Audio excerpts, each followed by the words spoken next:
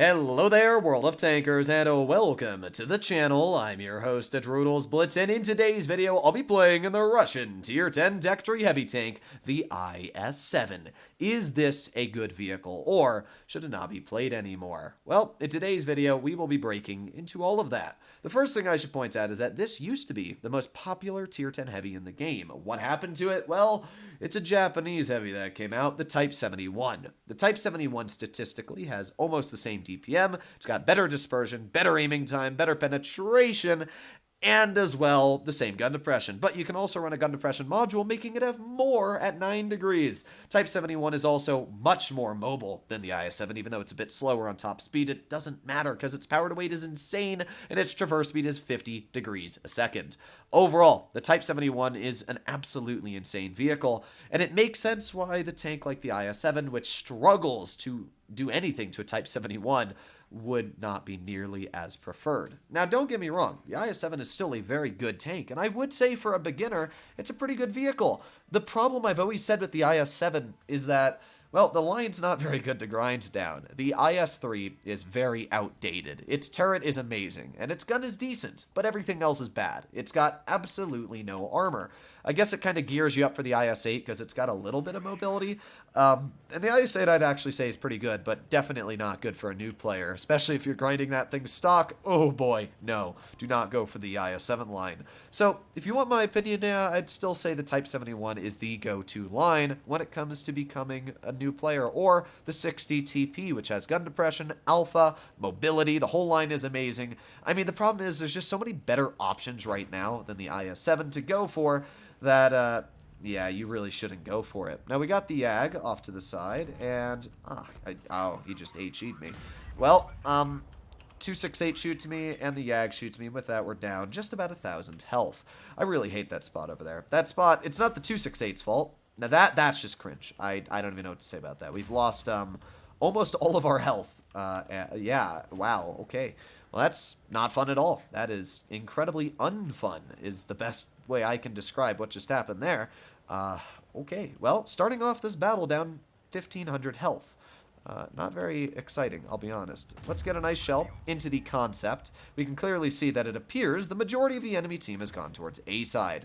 There isn't really much I could have done to predict that, just bad luck, I guess, on my part when it came to the 268 and Sheridan shooting me.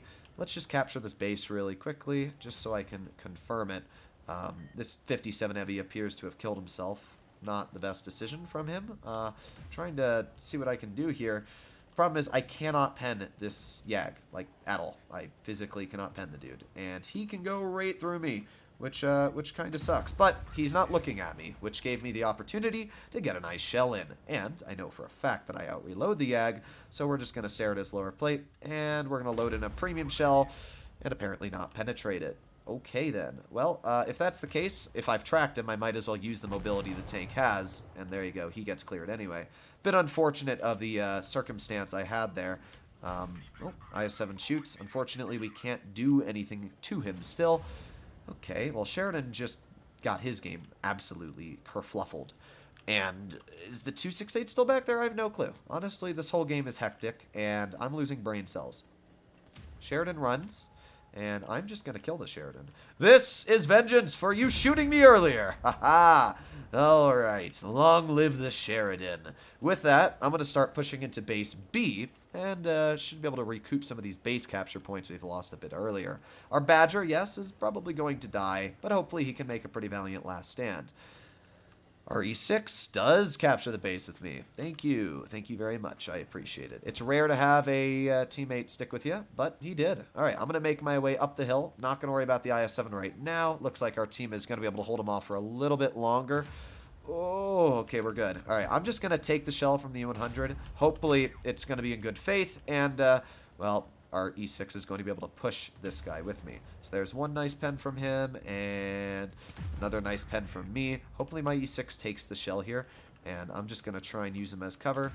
Come on, shoot me 100. Thanks, yes, thanks. All right, and boop, there you go. And hopefully the E6 will finish him off. There you go, look at that. Teamwork makes the dream work.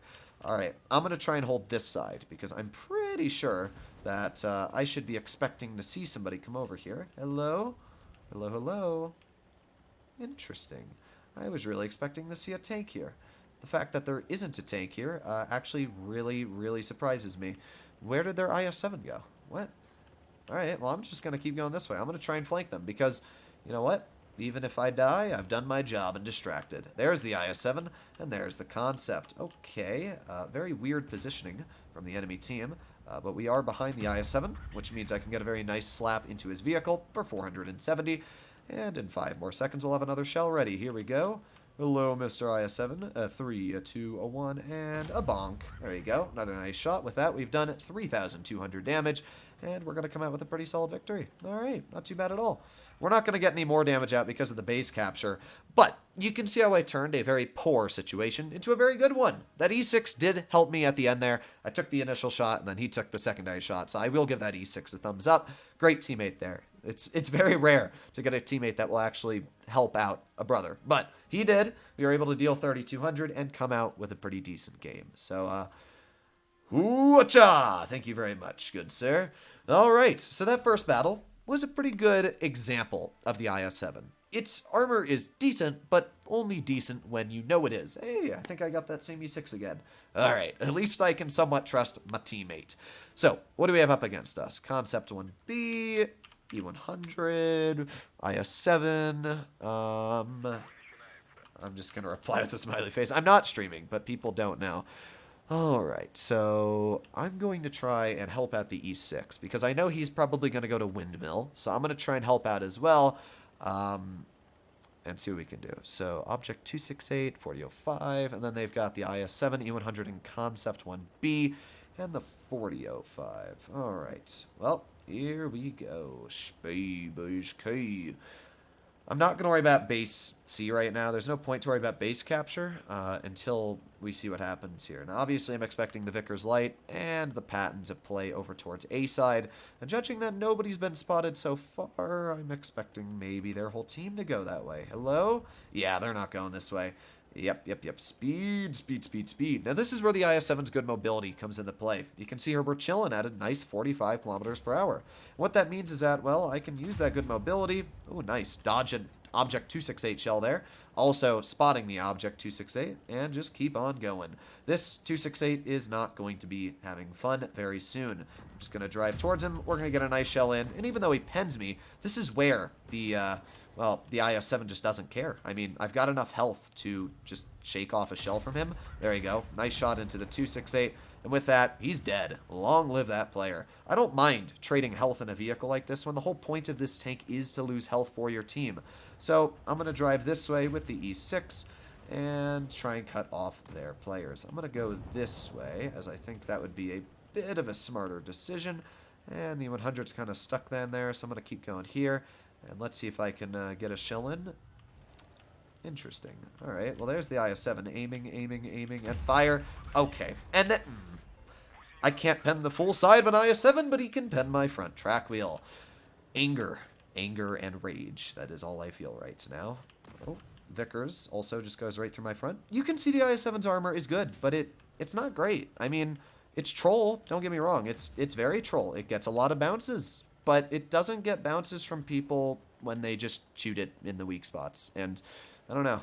That's the thing I've always kind of griped about the IS-7 is that the armor never really works for me. It's good, but like, let's see. Can I get a bounce here? Well, I did. There you go. He did fire AP, to be fair. Could have fired heat and gone right through my my tank. Concept bounces me well, and there you go. You can see some of the troll armor here. But there you go. Vickers pens me with standard again. And I think the Vickers has like some of the worst standard pen in the game as well. So it does showcase some of the weaknesses on the vehicle. I'm going to over-angle the front plate, making sure that the Vickers won't pen me. And we've done just about 2,000 damage now, which is not bad at all. We're going to reload in just a second, and boop. There you go. But again, Vickers just butters right through me. I mean, yeah.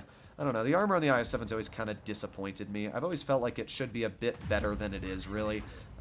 Vickers shoots me with a heat shell, and with that... Oh, my E6 doesn't see it, bro! No. Oh, well. But that's the IS-7. It's right there was a really good example of why I personally don't love the tank. It's really good at being a distraction, which I did do a good job as. The light tank going for me.